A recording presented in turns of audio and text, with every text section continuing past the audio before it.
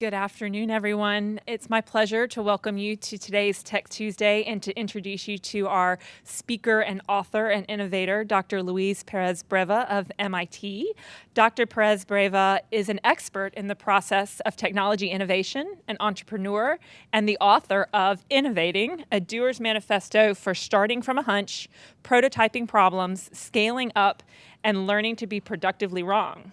Currently, Dr. Perez-Breva directs the MIT Innovation Teams program, MIT's flagship hands-on innovation program. During his tenure, iTeams has shepherded over 170 MIT technologies to discover a path to impact.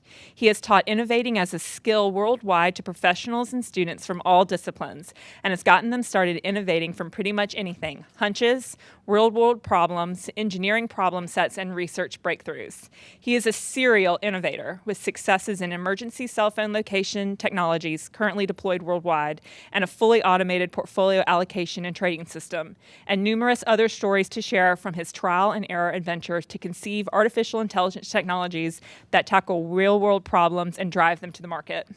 Dr. Perez-Breva holds degrees in chemical engineering, physics, business, and artificial intelligence. As an innovator and entrepreneur, he has worked on cell phone location for emergency response and national security, genetics, healthcare, intelligence, automated portfolio allocation, and developed several nonprofit organizations, including building a new university centered around innovation. In 2011, the government of Spain recognized his career achievements with the Order of Civil Merit of the Kingdom of Spain. Please join me in welcoming Dr. Perez-Breva. Thank you. Thank you. Can everybody hear me okay? Good. So thank you very much. Thank you very much for having me. I would like to keep these the way I normally teach at MIT, which means please interrupt me and ask questions as we go. I get better if interrupted and challenged. So please do that. I'm here to talk about innovation, actually innovating. It's a big word. Everybody uses it. And what I would really like to do is start a new conversation, not the usual conversation about innovation that you hear time and again, but actually something about what you actually do. And this is born out of research and out of work that I've done over the last decade, and I'm going to tell you a bit about that today. But first, the key question that has driven me for the last 10 years, which is, what if innovation was not a thing, or a product, or a gizmo, or a curved thingy, but rather something you can do and get better at with practice? And then if that's the actual question, then what does that practice entail? And to tell you why I grew obsessed about this question, I need to tell you where I come from and sort of touch on some of the things you mentioned, which is why did I come to be worried about this? After all, I'm an AI guy. Artificial intelligence was my thing, and eventually did this. So this is both a very busy slide and the proof that we at MIT know how to use real estate.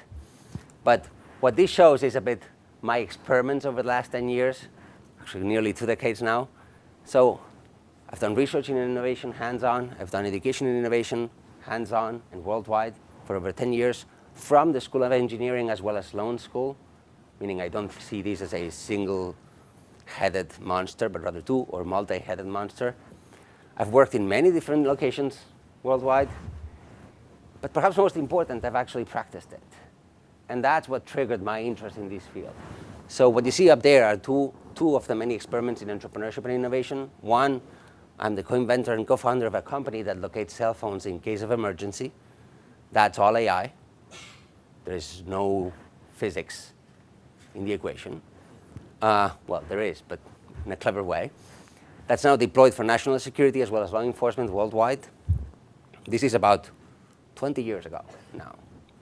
So today, you can go about with your cell phone and be located in the states that allow for it in about a second with better precision than GPS. So that's what we did 20 years ago. I've done other things. But the reason why I'm showing you this is because I realized that even though I love AI and my algorithms, I love even more when I have a real problem to solve. And so even though I studied AI before and after this, what I really care about is figure out what is a real problem so that we can actually use AI to solve it. And so that moved me all the way to here. And to write a book, which is effectively the way you actually do that. So maybe I can go back to AI now. So this is what I would like to share with you today. You have my background. I would like to tell you about the context in which the book and the ideas in the book emerge. I would like to tell you about 3 key ideas about innovating, the skills, specifically starting, progressing, and scaling up. And then ultimately, I would like to tell you how I'm bringing this conversation to scale. I started telling you that I actually want to have a new conversation about innovation that's far more inclusive than what we see today. So I'll tell you more about that at the end. There's going to be a couple of games. I'm going to ask you to raise your hands on occasion.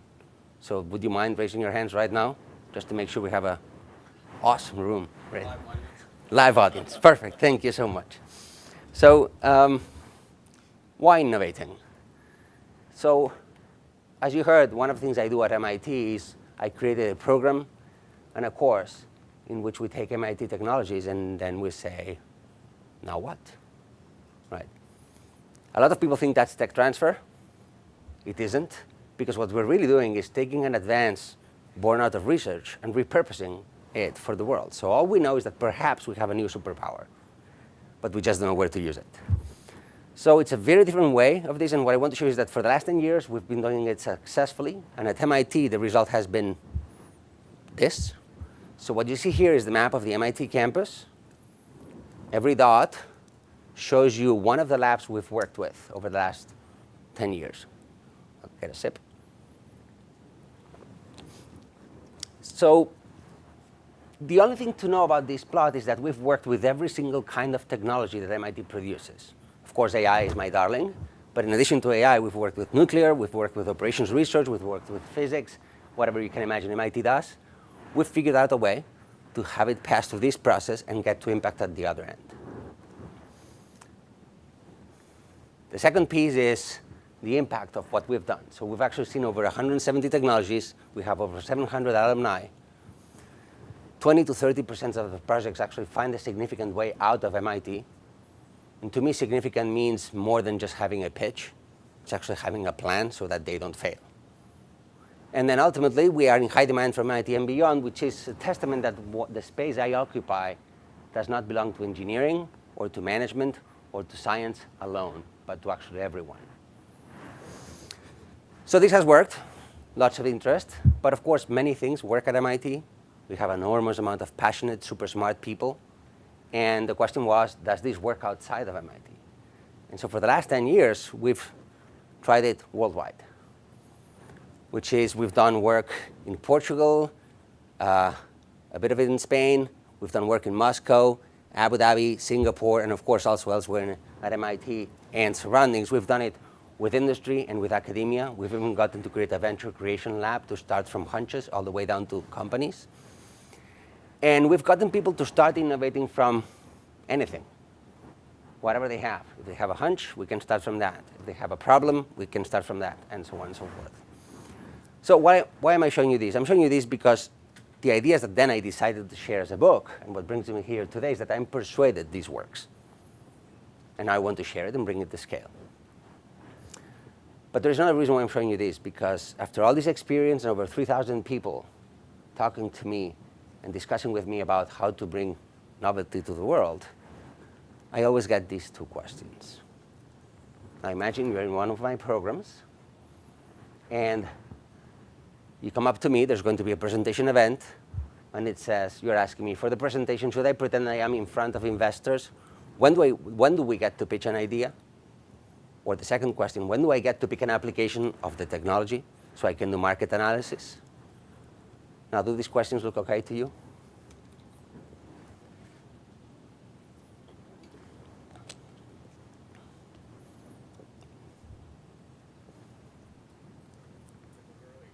Sorry? They look premature. Not only they look premature, I absolutely agree. They're actually completely, sorry? Well, yeah, students ask them in any order. I just put them in, but I agree, maybe they should do first the second one. The problem is they are premature, they lie backwards. They're actually about a different topic altogether. I'm teaching people how to take innovation into the world, solve real-world problems. I'm not teaching people how to look good in a pitching contest, right?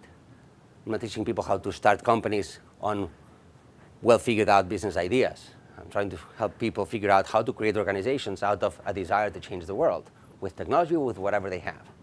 Companies, NGOs, whatever they choose, right? That's a choice. And so these questions are off target. But the reason why this is important is because over the last 10 years, we've confused entrepreneurship and innovation. I'm sure you've all heard the advice. You want to be more innovative, become more entrepreneurial, whatever those two words mean, right? And so the problem is that this is actually bad. It's bad, at least according to the Wall Street Journal. So are they the same? So what you see here is a plot published by the Wall Street Journal in April 2017. This is years, starting from 1980 all the way down to 2015. And this is million of employees. And the two curves show how many million people are employed by small employers, understood as 100 or less. And the yellow line shows how many people are employed by large employers, meaning 2,500 or more. And what this shows is that right around the time when the craziness for entrepreneurship and conflation of entrepreneurship and innovation started, for the first time in pretty much American history, you're more likely to work for a large corporation than you are for a small startup, even though we have more startups than ever. If you read the full report, you'll see that this is not because they grow any faster. So to me, this is the problem. We've mixed it all up, and as a result, we don't have good startups, and we don't have good innovative startups. We have a mix-up. And my job at MIT, when I educate and worldwide when I share these ideas, is to help people understand that doing a startup, creating a new company is great. Innovating is also great. Sometimes they go hand in hand. They don't have to. Most definitely, having a new company is not an innovation. It's just a new company. So let me get you back to these questions and tell you why I believe this happens. So this is what I believe happens. We have heard fantastic stories that get to you in hindsight. Beautiful stories of success. And then we ask people to look at those stories, be inspired by those, and then come up with an idea here for which they predict the future to be like that one, and then jump off a cliff. And we don't get good startups. And no one talks about the middle. And the middle is where I work, right? Where we have ideas that go nowhere and a lot of work to do before you can actually get to explain your story in hindsight to other people. So, and I contend that this is actually a very highly multidisciplinary space that's best characterized by everything you don't yet know, by how much your idea needs to change to leave your head and scale up to the world. And the keyword here is change. And the third one is how much you need to learn. Right?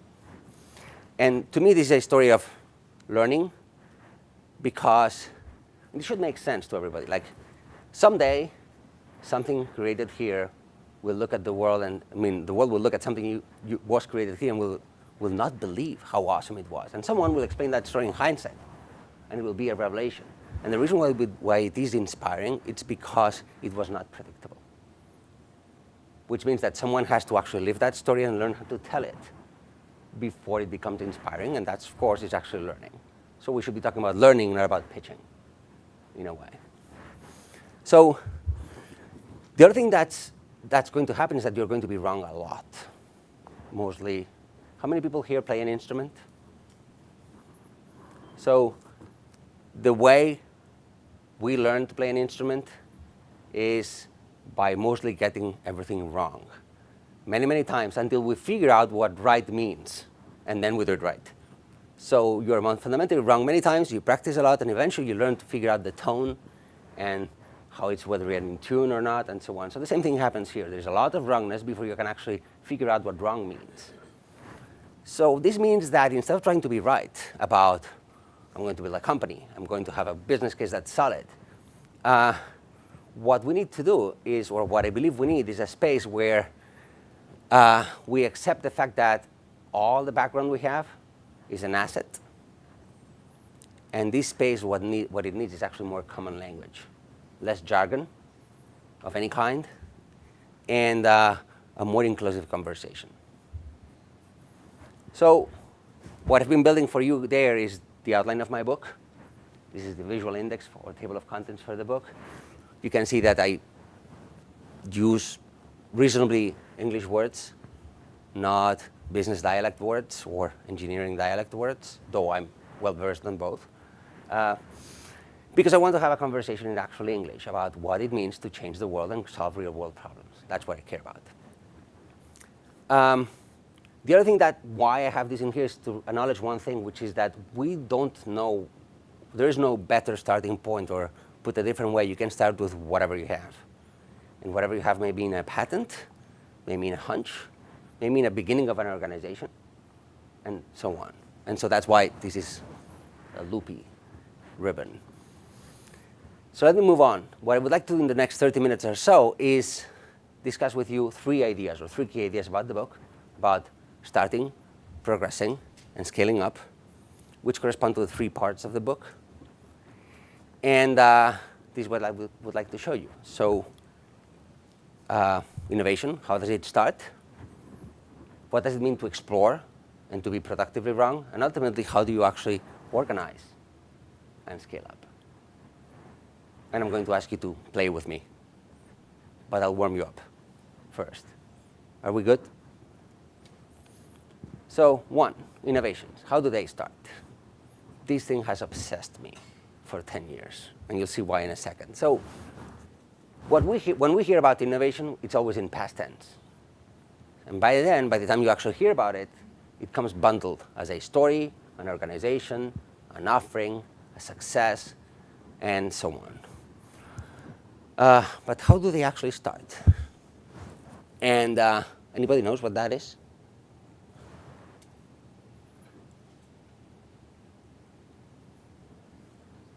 It's supposed to be a receipt that was given to people that would put their coins in deposit in China, which became precursor of a note bill, of a bill. And you'll see there's more examples like that. But what's important is that how do innovations really start? And is using inspiration from here really starting from the beginning, working backwards from the end, or is it starting from the roof? And so what I've come to understand is that actual beginnings for innovations are not all that glamorous. And so don't take it from me, take it from the inventor of the laser. So this is a quote extracted from a video, I'll tell you about that video in a second, of an interview with Dr. Nieman around 1990s, in which he was asked how did he come up with the idea for a laser. And this is what he said. One of the things I at least attempted to do, and I did turn out to be successful, was to use things that were already around. In other words, if I had to develop a special lamp, that would be a whole other research project. If I had to figure out a new kind of crystal, ... So I had a crystal that can be produced very pure for industrial use. I was able to get a hold of some rubies, just ordered them, bought them, and had them cut. The lamp I could buy of a photography catalog, and the rest of it was simple machining. So now think about this. This is the actual first laser, the first one that actually worked, that then was copied by everybody else that did lasers. How significant is it that this was done in a way that would be very similar to you ordering through Amazon Prime today, and then using some things that were existing in the organization, like the simple machining and so on? So how relevant is this? Is this just one-off? Is this a curiosity? But what's important is that no single thing about that first laser was actually new. Not a single piece. Not a single part. Everything was reused or repurposed or easy to do. And not even the first application, which he doesn't mention, but it's actually replacing a scalpel in eye surgery for clinical trials. Not even that was new. So where is this idea of coming up with earth-shattering ideas coming from? Nothing is new here. How relevant is this? Now, I'm not going to play the video. This is the video, proof that it exists for you, where I got this from. The reason why I want to show you this video is because I found this in 2008 or so. I didn't know what to do with it for 6 years, because I didn't know whether it was general enough. I could only find one source for it, and the source itself is telling. The source is few links behind some website called laserfest.org, in which there is a video of a handy cam recording of a video shown at a conference, not unlike what's happening right here, right? Really poor sound quality, and this is just my screen capture of it. So this is so many layers removed from us and our daily life that it begs the question, how could this be that obvious? Isn't the first laser born out of billions of dollars of research? Or is it just one pet project? What's true? So I've done a lot of research on this and figured out that it turns out that this is more the rule or the norm than the exception. And what I would, meaning starting with parts that already exist and creating something completely new, and then figuring out how to systematize it afterwards, not before. So I would like to play and to show you how this is. So would you play with me? This is another example. So what you see here, I'm going to give you a bunch of things that already exist, and then you're going to tell me what you imagine you could have built out of these parts, right? So I'm giving you billboards that you could use for whatever you want. I'm giving you a concert, a boat, the opinion pages, the possibility to stage a protest, a ham radio, and the ability to belong to several social groups. And I remind you that my book is called Being Productively Wrong, so there is no problem in being wrong and just saying something that looks like lunacy, and we'll make it productive anyway. So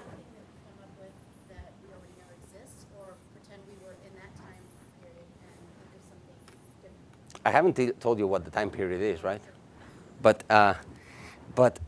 you could actually do both. Either imagine something you could build today with these pieces, or imagine something that exists that you imagine could have been built out of these pieces. You could build a Facebook without an internet. Facebook without an internet.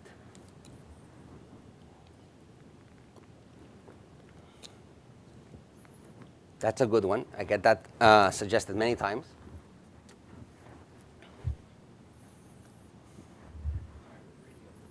Pirate radio, Facebook and pirate radio. One more. See, I'm trying to prime your heads for thinking in a slightly different way. Everything that exists in front of you could be repurposed to do something else and demonstrate something else of great value, right? And it starts this way, sort of. Broadcast news company. So this is actually, believe it or not, the beginning of Greenpeace. Feed people. So let me tell you the beginnings of Greenpeace, what they look like. It's a group of people, not a team, a group of people that sometimes came together in different groups. Then one of them writing an op-ed talking about how the United States should not be testing nuclear bombs. They deciding that, you know, if you can advertise products, you should certainly be able to advertise ideas. And so they put billboards up and they wrote, ecology, look it up, you're involved all over Vancouver. That didn't seem to work. Then, in 1969, the United States Department of Defense announced a thermonuclear test near Amchitka to be done in the fall of 1971, and that gave them a purpose. So these people wanted to show to the world, meaning to us, that the world was in danger, the planet was in danger, and they tried all sorts of things, none of them worked, and eventually, but these allowed them to come together in various forms. Eventually, they decided that they were going to stop that, and this is the way they thought they were going to stop it. They were going to raise money with a concert, and then they were going to fleet a boat, a fishing boat, and they were going to go to the blast zone with that boat and stop the US from testing the nuclear bomb. Makes sense, right? And of course, they would communicate back home with a ham radio. So they did all this, and they got arrested. They actually never made it to the blast zone, so they came back thinking it had not worked. The same that this had not worked, or these groups had not really worked the same way they wanted, except that the media caught wind of this, and then they realized they had a recipe. Notice that the recipe did not come from here, it came from there, right?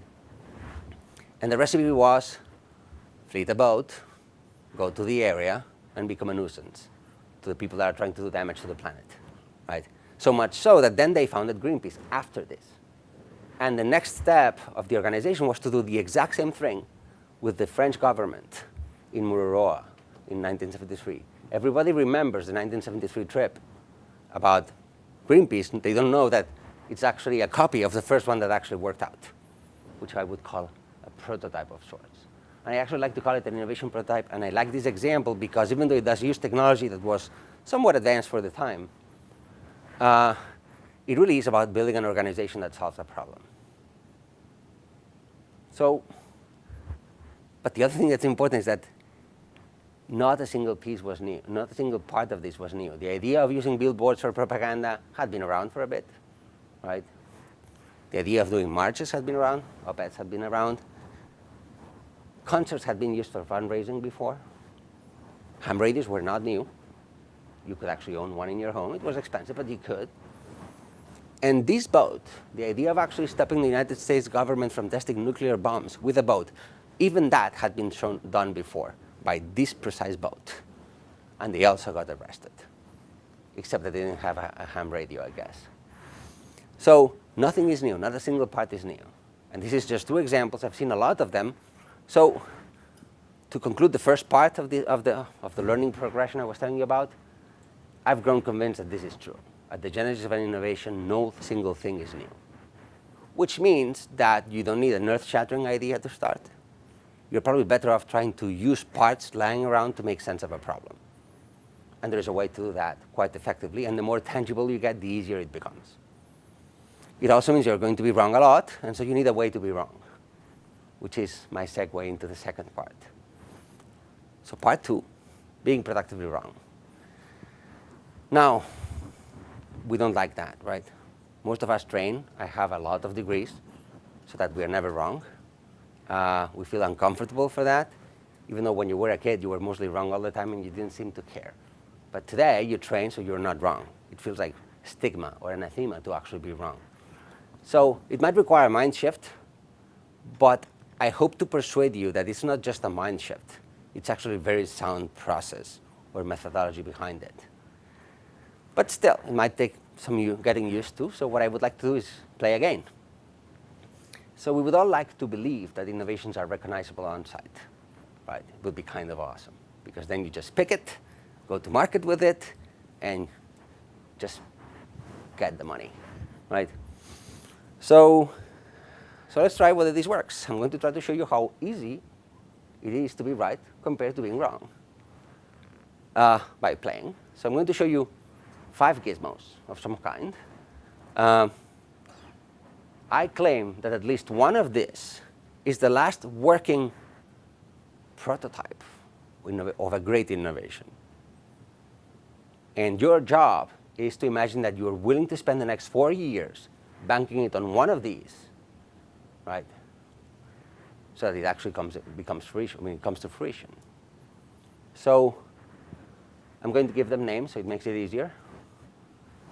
This one has a Scotch tape in it. This one looks a lot like something you might find inside a car. This one, I don't know if you can see it with the lighting, but it has a small deck of cards right here. This looks a lot like what you might find in a canteen. And this is a fishing boat, and I'm going to just give it away. This is the Greenpeace fishing boat, the same one I showed you 2 slides ago, but in color. This one is in black and white. So you know what I mean by in prototype. There's a gizmo, but there is a semblance of an organization behind it, or at least the beginning of one.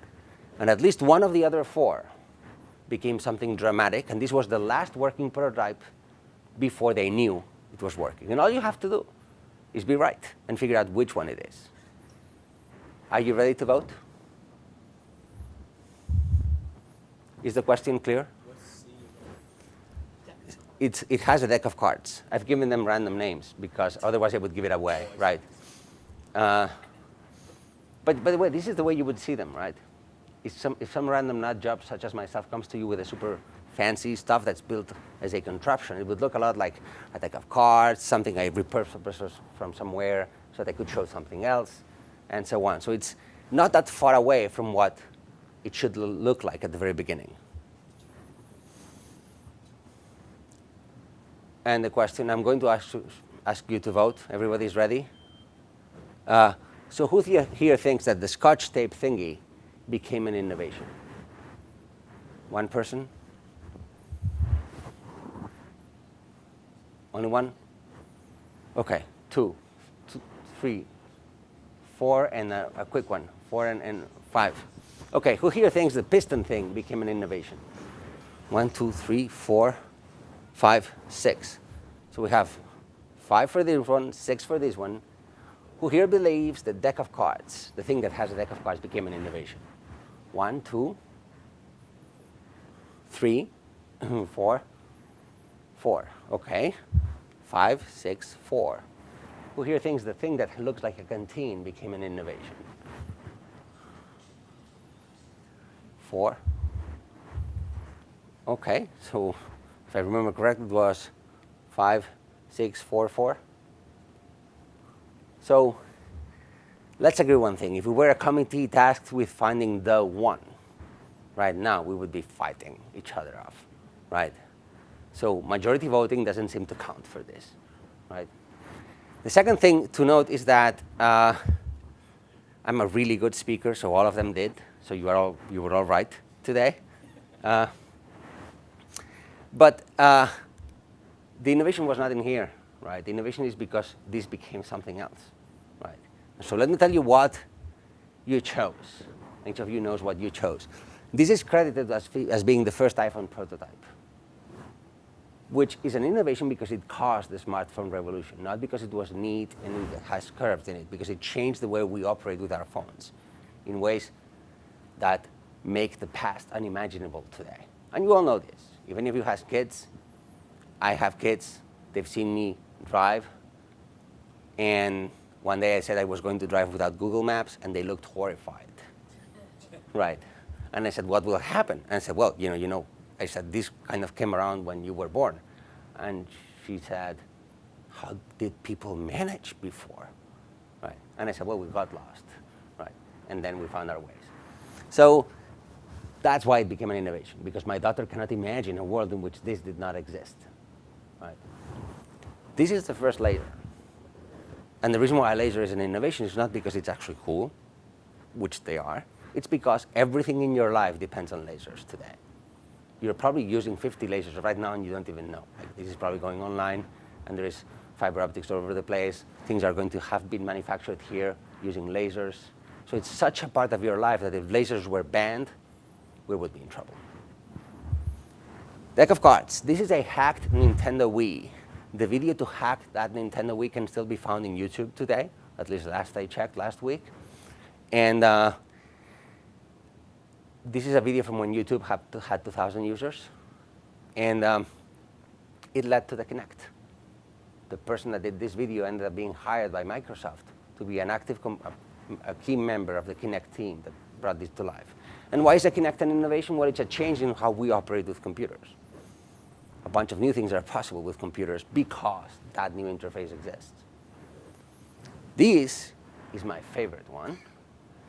This is a prototype of what's called a PCR thermal cycling machine. I don't expect everybody in the room to know about biology, so I'll just, PCR stands for polymerase chain reaction. And for all practical purposes, all you need to know is that before this technique was discovered, DNA was biology. After it got discovered, DNA became information. And the reason is because this allowed you to copy molecules of DNA. Right? And then what's the impact of this? Well, I don't know. The Human Genome Project, the genetics you can do at the hospital today, new educational programs, a Nobel Prize, papers, patents commercialization, so on and so forth. All of those things change the world. And that's Greenpeace's boat. So let's agree to one thing. It's really hard to figure out what the innovation is going to be at the very beginning. You were all hesitant even with your choices, even though they were all right. So let's not even try to do it. But it's actually more than that. It's not about the gizmo. It's about the problem you're solving, right? And problem you're solving means that you want your mission to succeed. It's not the gizmo. It's the organization that uses that gizmo that succeeds. So let me just skip this one. It's mostly to show you how you would look at the world today in hindsight. Global warming and climate change is a topic because of them. Security is a topic because of lasers and so on. And this Kinect, as I said. So let me bring it back. So it's about the mission not failing. It's much more rigorous than just simply having a cute gizmo. And it's a sound methodology. And don't take it from me, take it from, in the book I explain it in building off how astronauts make it to the moon. I think, well, in this case, the International Space Station. So we can all agree that failing fast is not an option for astronauts, right? That doesn't really work out all that way, or that well. So this is how Chris Hadfield, a Canadian astronaut, explains how they think through the process before they go to the International Space Station. And they say half of the risk of a 6-month flight, and by the way, this is an interview in National Public Radio from 2013. Half of the risk of a 6-month flight is in the first 9 minutes. So as a crew, how do you stay focused? How do you not get paralyzed by the fear of it? The way we do it is to break down what are the risks, and a nice way to keep reminding yourself is, what's the next thing that's going to kill me? And a nice way to keep reminding yourself is. Now, and it might be 5 seconds away, it might be an inadvertent engine shutdown, or it might be staging of the solid rockets coming off. We don't just live with it, though. The thing that is really useful, I think, out of all of this, is we dig into it so deeply and we look at, okay, this might kill us. This is something that would normally panic us. Let's get ready, let's think about it, and we go into every excruciating detail of why that might affect what we're doing and what we can do to resolve it and have a plan and be comfortable with it. So it's a systematic process, it's a methodology.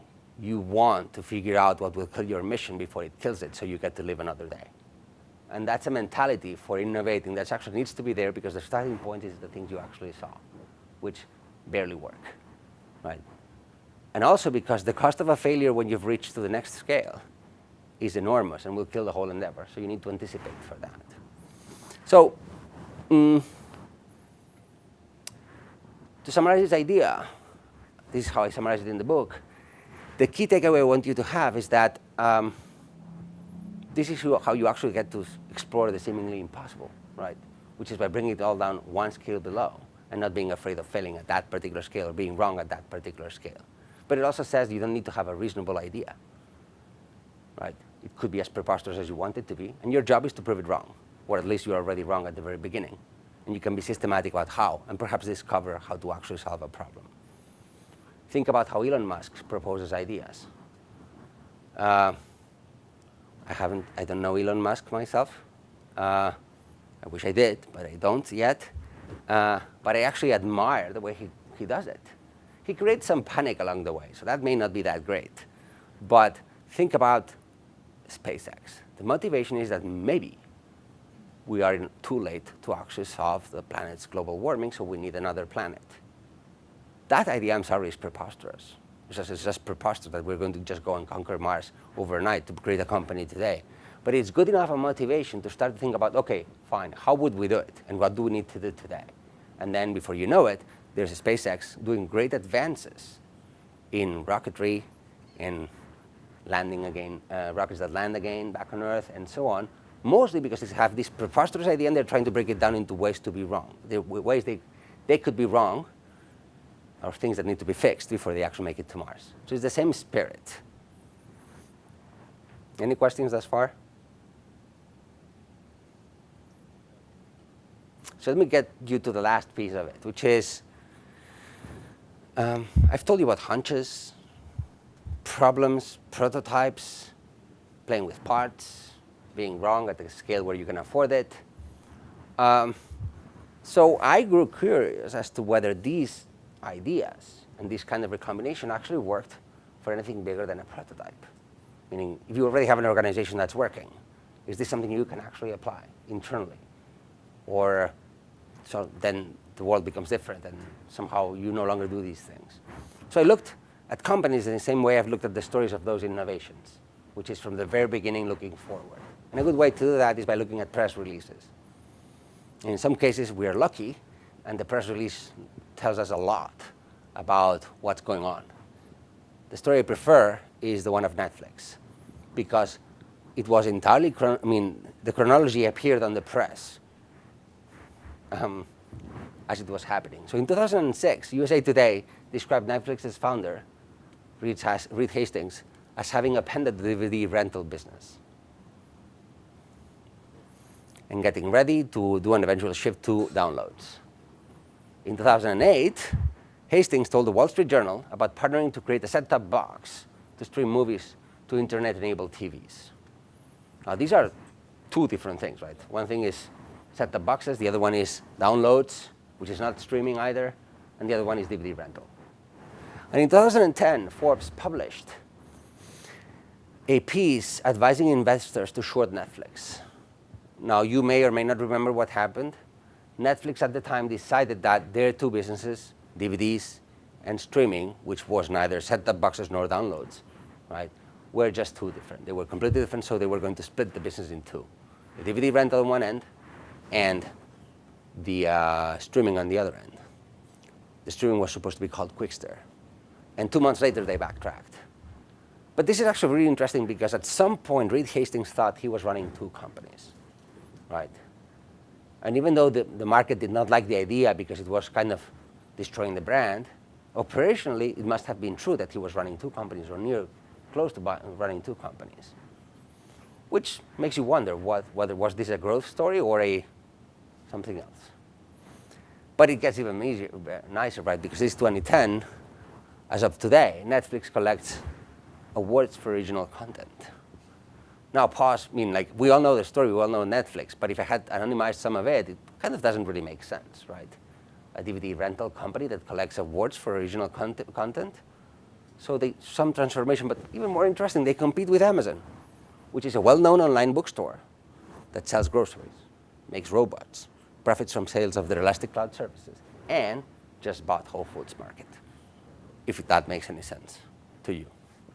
So my experience by looking at a number of these examples is that when you actually look at companies looking forward, not backwards from the benefit of today, what you see is a stitch of many things put together. It's partly moving around, partly pieces that get reused or repurposed as you continue, which is the same dynamic I've actually asked you to think about from the very beginning with the laser and then the prototypes, which is it's repurposing parts for a different purpose. But if you believe this story, then I need to explain you why this is so different from everything we hear. And this might be easiest done with a plot. So this is one of the drawings of the book. When we talk about innovation in these days where it gets conflated with entrepreneurship, we talk about a hockey stick. Then we naively believe that all there is to support that hockey stick is to build a scaffold, the organizational scaffold that will support it all its way through. But when you actually look at the stories of real companies, that's not what they did. But rather, they seem to build the first organization, aka the DVD, that teaches them a lot, and that's ill-suited for what they want to do next. So this organization is sort of an organization prototype, or innovation prototype that informs the next organization. And in the case of Netflix, it was an entirely new one on top. This turns out to be also the same thing IBM seems to be doing recurrently. I don't know, let's just call these Deep Blue, right? Then they ditch the Lenovo business and they get with business consulting and they try to use Deep Blue. It doesn't really work. They move on to Watson and eventually it starts to pick up for business purposes. So this is the idea that companies that actually do not so much grow, but rather they layer new organizations on top of previous ones, right? And that's important because if this is true, and I'll let you choose what you want to believe, but rather I'm offering an alternative thinking, then this is not growth, this is actually scale up. And what you do is in here, you figure out what you need to do well. So you do it well here. As opposed to just running like crazy with this one and then realizing you're way too inefficient to reach to the next scale and then die. So the idea is perhaps your initial idea doesn't matter. After all, it's just how you get started. Perhaps inspirational stories matter because they get you inspired to get started, but what you actually do seems to be very different from what those stories tell you happened. And that's the key difference between having skills or having nice storytelling. I would like to bring these ideas to you, put these ideas together for you with a summary slide, which is what I've told you about today. Is the beginning is a hunch of a real-world problem. If you have a technology like my students do at MIT, I need to move you from that into a bunch of real-world problems so we can figure out how to change that technology so it fits something. Understanding of the problem emerges from mostly interacting with existing parts and with a community. And I don't mean just interacting with your users. It's like some people out there know more than you do about what you're targeting. So that kind of interaction will inform you.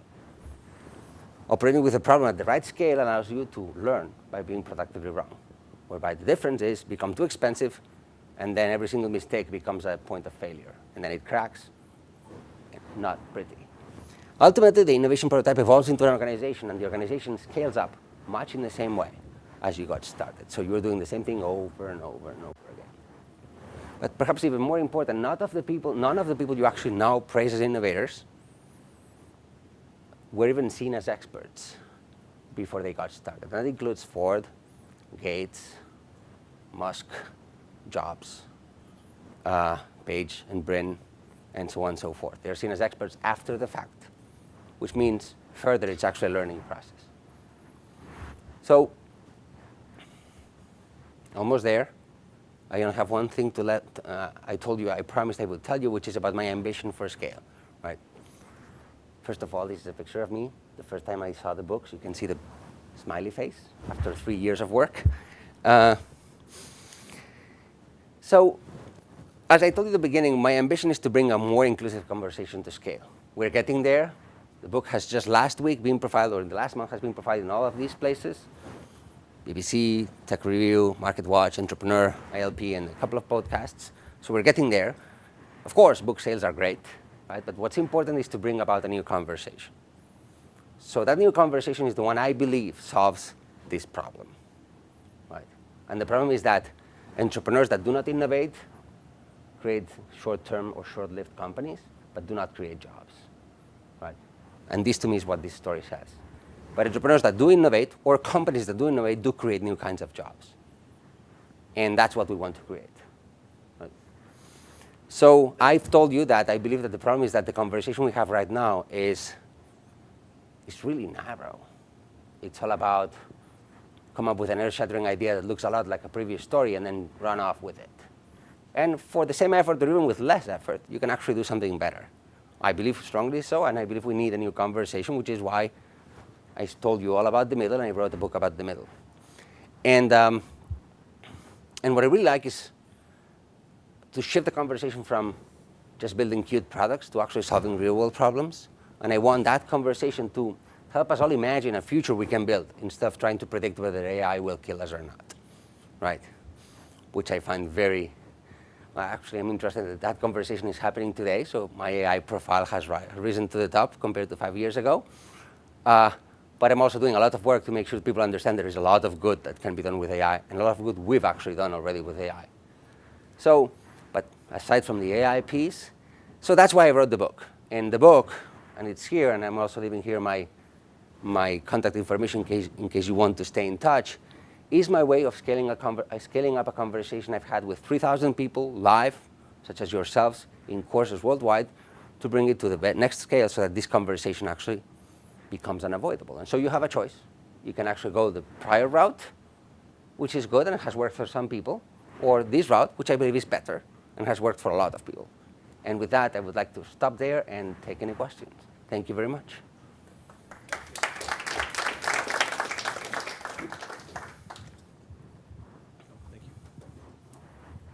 Thank you. Thank you very much. Very provocative. So, as you think about being productively wrong, especially in the middle is always untidy. Yeah. There's always scarcity of resources. Are there any waypoints during this productively wrong process that you look for to help you stay the course and keep motivated to go on, as opposed to just stopping? Excellent question. So the thing is that if you accept that being wrong is the only way to actually gather meaningful information, then you should be happy about it. So I go around my day, every day, being told how wrong I am about a gazillion of things. Whether I believe it or not is another story, right? But I typically ask the question, why? Because there is an insight behind there, right? And I want that insight. I don't care about the judgment, right? When something doesn't really work, right, and you decide whether to stick around or go to something else. You've got to think about the time. It becomes a resource investment or a time investment decision, which is, have we gone at this for far too long? Do we need to bring another perspective about this being wrong so someone tells us how we're wrong? Or should we just simply go out and ask someone that knows more about this what we're doing wrong? There's typically someone else that has someone out there, typically in your same organization, that has done something similar and for whom that didn't work and they knew how to solve it so you can progress. But the basic idea is that remember that I'm proposing to be wrong all the way down to the bottom of it. So I want you to change the idea if it's wrong. So there is no such a thing as being right in this. There's only one time in which we are right, which is when people are actually adopting whatever it is that you produced, and it's actually changing their lives. That's the time when you're right. If what you produced is a product, it's sales figures, right? If it's an NGO, it's some other measure, right? So your guidepost is really the fact that the problem that you started out wanting to solve continues to be worthwhile. Continues to be worthwhile, and you understand it better. That's a nice way of putting it. Because one of the things I asked my students to do when we have them do this, or what I've done in corporations is, I ask them to refine the problem and define the problem for me again every so many days. I don't care whether it looks the same as the previous one, right? If it changes every week, if it changes every 15 seconds, I don't care. I just want them to take a second to write down what problem they believe today they are solving, given the tangible demonstration of a problem they have. The other thing my students do is that typically they don't just prototype a gizmo, which is a presumed solution. They have to demonstrate to me the problem first. So what they prototype is the problem or the organization that would accomplish something or some other thing, as I discuss at more length in the book. Because they do that, every day the problem changes. And one day the problem turns out to be non-interesting, so you ditch it. It takes about 2 weeks. It's shocking. I mean, it shocked me the first time we tried it out. It takes about 2 weeks for you to realize whether the problem you're actually targeting with minimal resources, the ones you have right now, is something you care about enough to ask for either more resources so that you can demonstrate something else, and then the discussion is about, I need resources to demonstrate this. It's not, look how pretty my idea is. Right? And it changes dramatically the entire conversation thereon.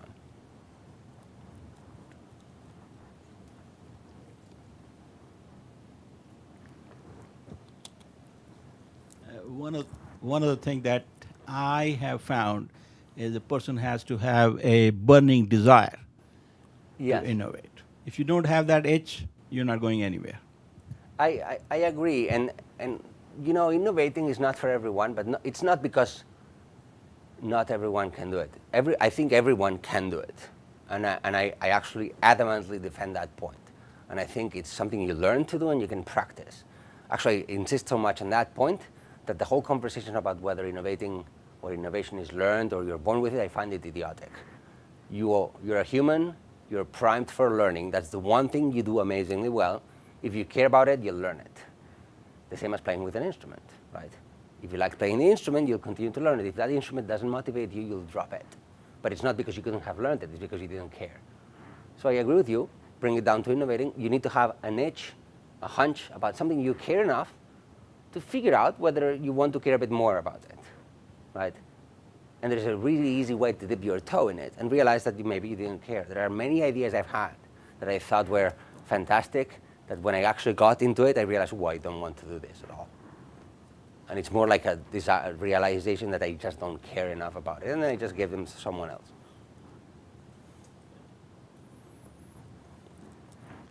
I keep thinking about Walter Isaacson's new book on Leonardo da Vinci as an innovator. I don't know if you saw Walter's op-ed in the Wall Street Journal about Leonardo. I didn't yet. It's interesting your books came out at the same time, that his process and your process you're talking about. I don't know if you have thought about any connections there or parallels. Well, I think it would be presumptuous of me to compare myself to Leonardo, right? Well, not compare, would but love it's just to, the right? process of how curious he was, and even your drawings. I mean, it's just an observation. But to me, it's always been an inspiration to look at it. I think when I first applied for my PhD at MIT, I actually quoted that what I wanted to do was AI the Leonardo way. And I still got admitted, which when you think of it is kind of funny. I actually believe a lot in that sense of curiosity, and there's a whole chapter in the book where I discuss about all we have from Leonardo is his sketches, right, and documentations. And so I am torn between documenting a lot and not documenting at all, especially in modern society where everything is electronic and it feels it should be so much there. And so the way I answer to myself is kind of inspired by Leonardo. It's like, you do it, but it's not so much because you want to go back to it. If you want to go back to it, maybe you would do it in Evernote, right? You do it because it informs and primes your brain. And as you're doing it, it actually makes the most use of how you are primed to learn. And so in that regard, I actually admire a lot the work of Leonardo, because it seems to me that that's what he was doing in a way. It's curiosity, but it's also this desire of actually understand things that to him were obstacles. Nowadays, most of what he studied is largely well understood, and so we see it under a different light. But in his time, it must have looked like a complete puzzle, an obstacle that you could not do some things. And he had the power to imagine things that he could want to do, and then try to figure out, work backwards, how to put them together. And some of them worked. The ones that didn't are the most interesting ones to me. So I believe there is some... Yeah, and you work with what was there. Yes.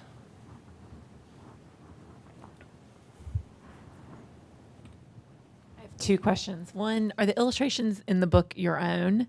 And second, if you were to invest in a startup, I don't know if you invest in startups, what's more compelling to you, the problem that's being solved, the technology, or the, I guess, the entrepreneur behind it? Oh, both good questions. So I don't know how to draw. Like, I know how to sketch very poorly, very well, right? So the illustrations are a result of one, I explain a bit of the story in the introduction, in the acknowledgement of the book, but one of the best collaborations I've ever had. I found this artist in Cambridge who happens to be a parent at my daughter's school, though we found through a third way, not in a funny way. And I told him what I was. I wanted to have like Escher-like sketched, part that, part Victorian steampunk drawings, if you want, as far as style. And I needed them to be kind of really odd, right? Because I needed them to be a visual summary of each chapter. Now, he told me he doesn't like to read the book, plus the book is abstract. So clearly, whatever I want to draw is in my head. So he told me, why didn't you tell me what you see? And then we'll figure out how it could be drawn, and then I'll draw it. And so it was a great collaboration, because he asked me to pour down my imagination onto what we see. So what you see is what I told him I imagined. Then he's amazing, so he made what I imagined better than what it was in my head. And then we had a great conversation that way. So the drawings emerged from this collaboration that was amazing. You should definitely check his art. His name is Nick Fuhrer. And he's just brilliant. Now, and the second question, which is if I were to invest, I don't invest in companies, except the stock exchange. I do the Robinhood app.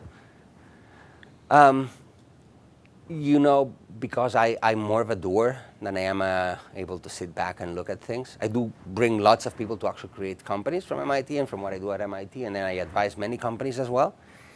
I cannot tell you what I would do to invest in a company, but I can tell you how I choose to sort of waste my time on it, or put my time to it, which is a form of investment. I need to understand the problem they think they're solving. I just need to understand that. And they need to point it to me in a way that's tangibly understandable to me. Now, I have lots of degrees, and I can understand many things, but it's not my job to understand it for them. They need to explain it to me so I understand it in layman terms. Of course, there is a conversation. If I can understand that, then all the other things are somewhat secondary, because that's the way I know the person that's actually investing in the idea, their time in the idea, the entrepreneur, if you want, are actually really serious about it. There's lots of slickness in today's world. Like we can be very suave about how we present. There is training for how to do great presentations in pitching contests and so on. Most of these people have it down pat a method, and so it's really hard when you look at any of those pitches to know whether those people really mean it or not anymore.